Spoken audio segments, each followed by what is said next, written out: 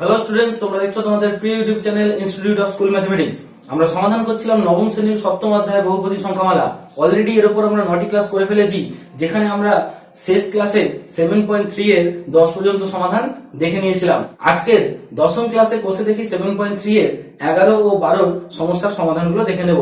যদি তোমরা এর আগের ক্লাস ভিডিওগুলি না দেখে থাকো তো অবশ্যই একবার দেখে নিও, নাহলে আজকের ক্লাসটি বুঝতে অসুবিধা হবে। এবং আজকের ক্লাসটি শেষ পর্যন্ত সম্পূর্ণ স্কিপ না করে দেখো, তবে ক্লাসটি ভালো বুঝতে পারবে। চলো শুরু করা যাক।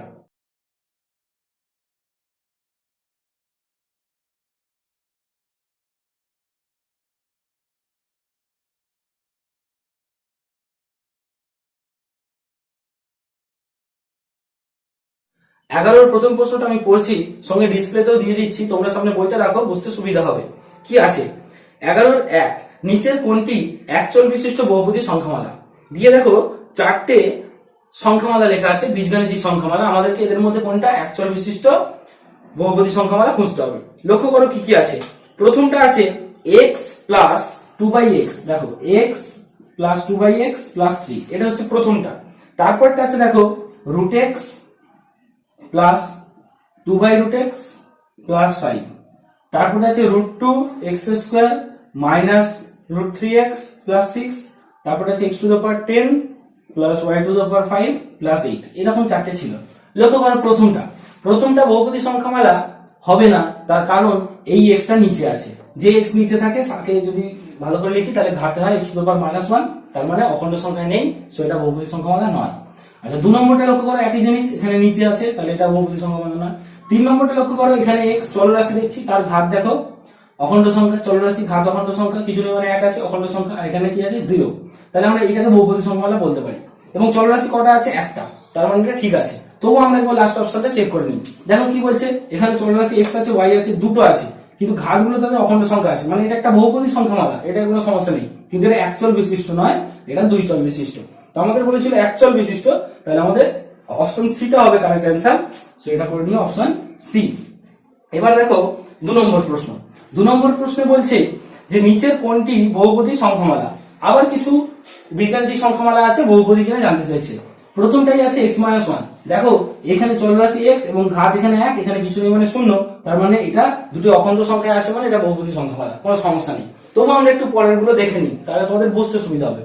এরপরটা ছিল x-1/x+1। দেখো এর ক্ষেত্রে কি হচ্ছে, এটা আমরা এইটাকে আলাদা করে ভাবলে বহুপদী সংখ্যামালা হতে পারে, এটাকে আলাদা করে ভাবলে বহুপদী সংখ্যামালা হতে পারে, কিন্তু এই দুটোকে যখন লেখা আছে তখন এটা বহুপদী সংখ্যামালা নাও হতে পারে, এবং এটা হবে না। তার কারণ তোমাদেরকে আমি একটা বহুপদী সংখ্যামালার নোট দিয়েছিলাম যে দুটো বহুপদী সংখ্যামালার ভাগ করলে সেটা বহুপদী সংখ্যামালা নাও হতে পারে। তো সেই লজিকে এটা হবে না, এবং এর ক্ষেত্রে দেখো এই এক্সটা কোনোভাবে উপরে তোলা সম্ভব না, তার মানে নিচে থাকবে, মানে ওর ঘাত অখণ্ড সংখ্যায় থাকবে না, সেই জন্য এটা বহুপদী সংখ্যামালা নয়।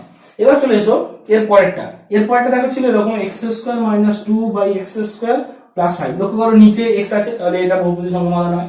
তারপরটা দেখো কি আছে, x² plus 2x⁻2³ by √x²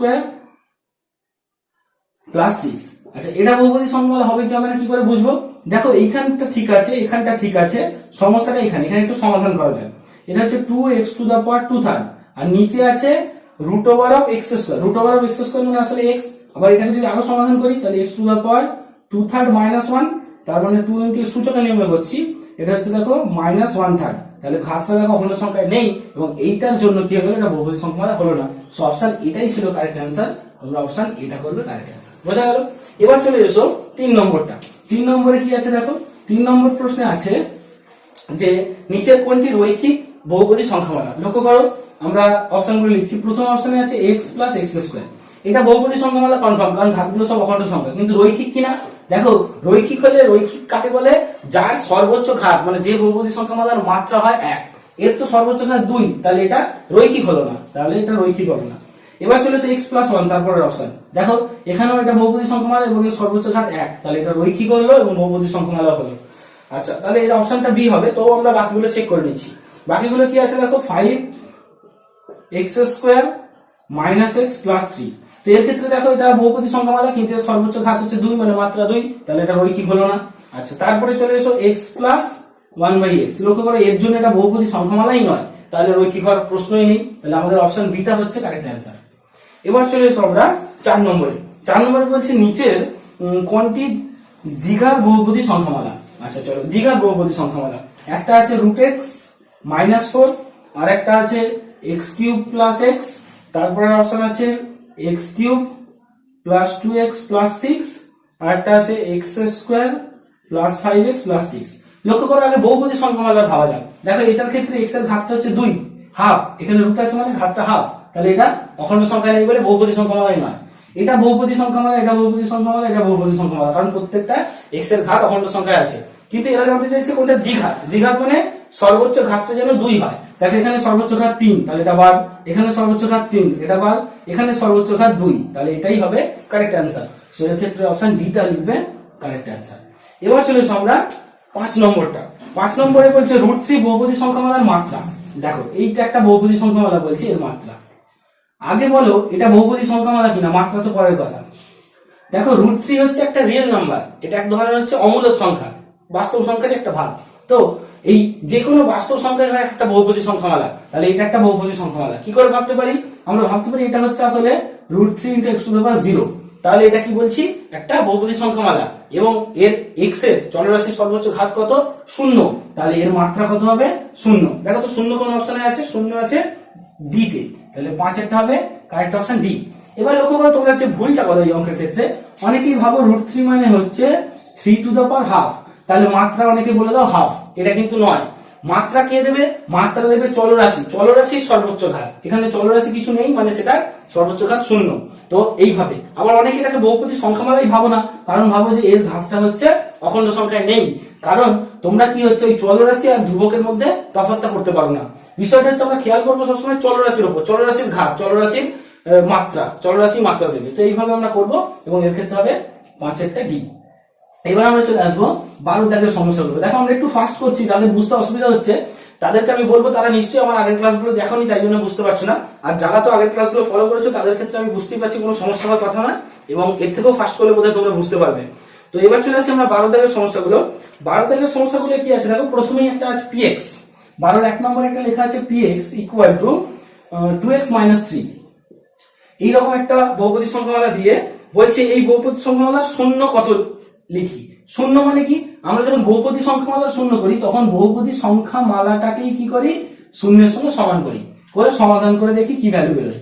so px এর জায়গায় তার ভ্যালু বসিয়ে দিলাম এবং সমাধান করলে আমরা দেখছি x এর ভ্যালু হচ্ছে 3/2। সো এই বহুপদী সংখ্যামালার শূন্য কোনটা হবে? 3/2। তো এর অ্যান্সার লিখবে তোমরা 3/2, বা এটাকে তুমি পূর্ণ একত্রীয় লিখতে পারো। এবার চলে এসো আমরা 2 নম্বর প্রশ্নটা। 2 নম্বর প্রশ্নে কি আছে? 2 নম্বর প্রশ্নে আছে যে px = x + 4, এরকম একটা দেওয়া আছে বহুপদী সংখ্যামালা। দেখো px = x + 4 দিয়ে জানতে চাইছে px + p - x, px + p - x এর মান জানতে চাইছে। তো কি করে করতে পারি? দেখো আমরা বহুপদী সংখ্যামালায় এই যে ভিতরটা যেমন চেঞ্জ দেখবো তেমনই করতে পারবো। কি করে? আমরা এখানে দেখতে পাচ্ছি px মানে এর মান ভ্যালু বসিয়ে দিই x + 4, এটা px এর ভ্যালু। আচ্ছা p - x কি করে পাবো? এখানে তফাৎ কি? x এর জায়গায় -x আছে, আমিও x এর জায়গায় -x বসাবো, তাহলে এখানে x এর জায়গায় -x বসালে p - x হবে, আর এখানে কি হবে?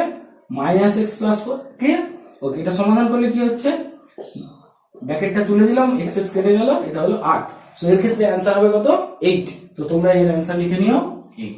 এবার চলে এসো 3 নম্বর অঙ্ক। দেখো আমরা কত ফাস্ট করছি। আচ্ছা এখানে একটু নাম্বারিংটা ভুল আছে, এইটা হয়তো 2 নম্বর, আচ্ছা ওখানে 3 নম্বর দিয়েছে, ঠিক আছে। তো তোমরা একটু নাম্বারিংটা চেঞ্জ করে নিও, ওখানে দেখতেই পাচ্ছ একটা নাম্বার মিস আছে। তো 3 নম্বর অঙ্ক আমরা যেটা করছি সেটা হচ্ছে একটা দেখো বহুপদী সংখ্যামালা লেখা আছে, সেটা হচ্ছে x³ + 4x² + 4x - 3। এই বহুপদী সংখ্যামালাকে x দিয়ে ভাগ করলে ভাগশেষ কত হবে লিখি। তো দেখো এটা হচ্ছে ভাগশেষ কত হবে মানে ভাগশেষ উপপাদ্যের কথা বলছে। ভাগশেষ উপপাদ্য মানে আমরা এটাকে তাহলে বহুপদী সংখ্যামালার নাম দিয়ে দেবো fx। আর ভাগশেষ কত হয় ভাগশেষ উপপাদ্য থেকে কি জানি? ভাগশেষ উপপাদ্য থেকে জানি যেটা দিয়ে ভাগ করা হয় ভাজকটাকে শূন্যের সঙ্গে সমান করতে হয়, করলে x এর যা মান বেরোয়, x এর মান এখানে শূন্যই বেরোলো, তার মানে আমরা কি করবো? f(x) এর জায়গায় শূন্য বসিয়ে দেবো। এবং শূন্য বসালে কত মজার জিনিস দেখো, এটা শূন্য বসালে শূন্য, এটা শূন্য, এটা শূন্য, পড়ে থাকবে শুধু -3। বুঝতে পারলে কি? আছে যাদের অসুবিধা হচ্ছে তাদের জন্য করে দেখাচ্ছি। দেখো শূন্য বসালে 0³ + 4 × 0² + 4 × 0 - 3। এটা সমাধান করলে এগুলো সব শূন্য, -3 বুঝে গেল। সো আমরা বলবো যে ভাগশেষ উপপাদ্য থেকে ওইটা দিয়ে ভাগ করলে ভাগশেষ হবে -3। এখন কেউ যেন এটা ভাগশেষ উপপাদ্য প্রয়োগ না করে ভাগ করে দেখতে যেও না, ভাগ করে দেখতে গেলে কিন্তু অনেক সময় নষ্ট হবে। এবার চলে এসো আমরা লাস্ট অঙ্ক 4 নম্বর অঙ্ক করবো। 4 নম্বর অঙ্কে কি আছে দেখো, 4 নম্বর অঙ্কটা খুব ইম্পর্টেন্ট, বহুবার পরীক্ষায় এসেছে, সব বিভিন্ন স্কুলে বিভিন্ন এক্সামে আসছে, তো এটা তোমরা কিন্তু একটু কেয়ারফুলি করবে। কি আছে দেখো, একটা আইডেন্টিটি লেখা আছে, এটাকে যদিও অনেকে ইকুয়েশন বলো, তো এটা খুব ভালো বলা উচিত যে এটা একটা আইডেন্টিটি।